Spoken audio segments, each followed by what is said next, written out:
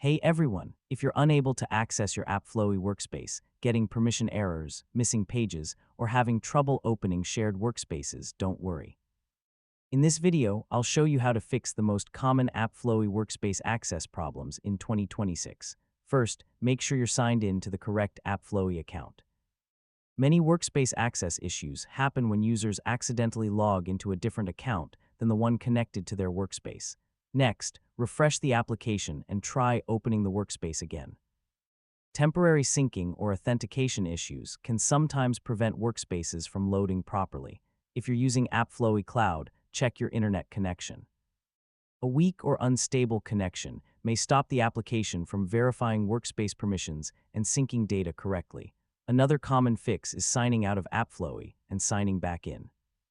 This refreshes your account session and can resolve temporary access-related issues. Make sure you're using the latest version of AppFlowy.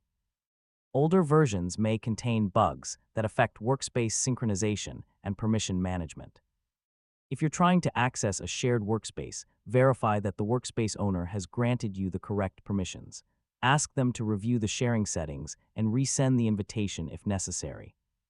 And that's how to fix AppFlowy Workspace access problems in 2026.